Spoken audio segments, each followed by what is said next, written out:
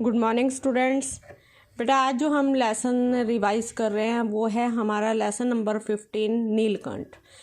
ये महादेवी वर्मा के द्वारा लिखित एक रेखा चित्र है जिसका नाम है नीलकंठ। नीलकंठ बेटा एक मोर का नाम है।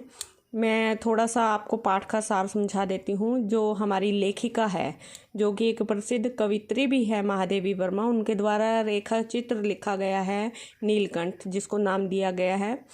महादेवी वर्मा अपने पुरानी यादों में याद करते हुए बताती है कि वह बड़े मियाँ से जो दो मोर के जो बच्चे हैं, मोर और मोरनी, वो खरीद कर लाती है अपने घर पर और उन्हें अपने कमरे में रखती है, उनकी अच्छी तरह से देखभाल करती है।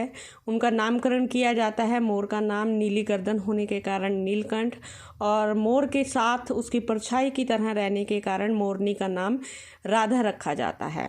वह उन्हें बड़े जाली घर में छोड़ देती है बाकी पक्षियों के साथ, जहाँ पर जो लक्का कबूतर है, खरगोश हैं, तोते हैं, वह उन्हें बहुत अच्छे से जांचते हैं, निरीक्षण करते हैं उनका, और धीरे धीरे उनमें आपसी मित्रता हो जाती है। और नीलकंठ उन सभी का ध्यान एक बड़े होने के नाते रखता है। जिस तरह से हमारे पेरेंट्स हमारा ध्यान रखते हैं बच्चों का, उसी तरह से जो नीलकंठ है वो भी बाकी पक्षियों का ध्यान रखता है। वह उनकी हर ज़रूरतों को देखता है, उनकी अच्छे से देखभाल करता है।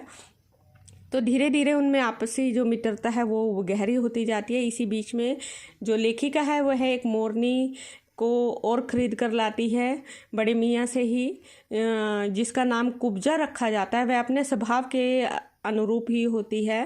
वह जो जाली घर में रहने वाले सभी पक्षी हैं उन सब से मित्रता नहीं कर पाती, वह सिर्फ नीलकंठ को पसंद करती है, जिस कारण से नीलकंठ और जो राधा है उन दोनों को अलग करने का प्रयास करती है।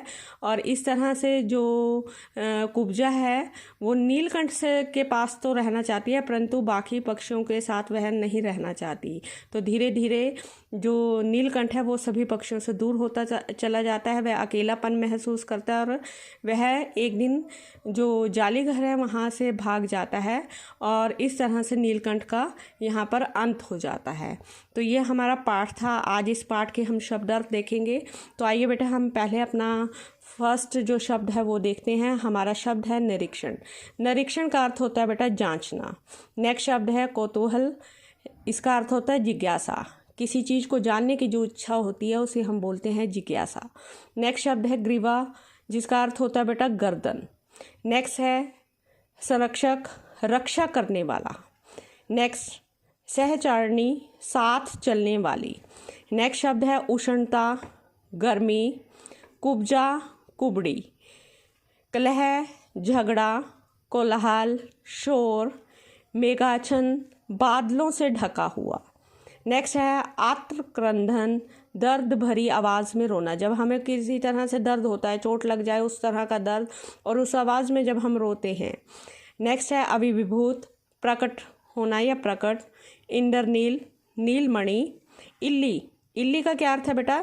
जो तितली होती है उसके जो बच्चे हैं जब अंडे से बाहर निकलते हैं, जिस रूप में वो हमें दिखाई देते हैं उसे हम इल्ली बोलते हैं। नेक्स्ट है बेटा करणवेद। करणवेद का अर्थ होता है कान छेदने की रस्म।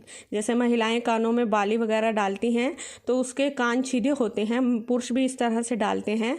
तो कान जो छेदा जाता है, उसमें सुराख जो किया जाता है, उस छेदने को की जो रस्म होती है उसे कर्णवेद बोलते हैं।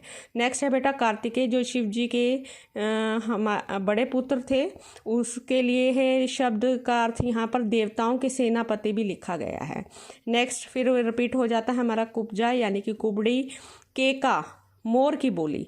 मोर जिस आवाज़ में बोलते हैं उसे केका शब्द कहा गया। क्रूर, कठोर। चंचु प्रहार, चोंच से चोट करना। दुकेली, जो अकेली न हो। द्रुति, चमक।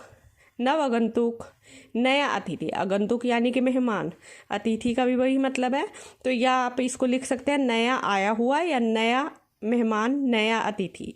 निश्चेष्ट, अचेत, जिसे होश ही ना हो। पक्षी शावक, चिड़िया का बच्चा। बंकिम, बांका या टेढ़ा भी आ सकता है यहाँ पर शब्द। हाँ जी, नेक्स्ट शब्द है बारहा, बार बार, जो रिपीट हो रहा है। नेक्स्ट पेज पर चलते हैं बेटा हम अपने। नेक्स्ट शब्द है बेटा भावभंगी, हाव भाव, मंद, गंभीर, माजरी, मादा बिल्ली, मुंजी, कंजूस जो पैसे नहीं खर्च कर सकते, विस्मय, आश्चर्य, संकीर्ण, छोटा जो तंग रास्ता है बेटा, स्तबक फूलों का गुच्छा। तो ये थे बेटा हमारे शब्द अर्थ। ये आप अपनी कॉपी पर राइट भी कर लेंगे और इन्हें याद भी कर लेंगे। धन्यवाद।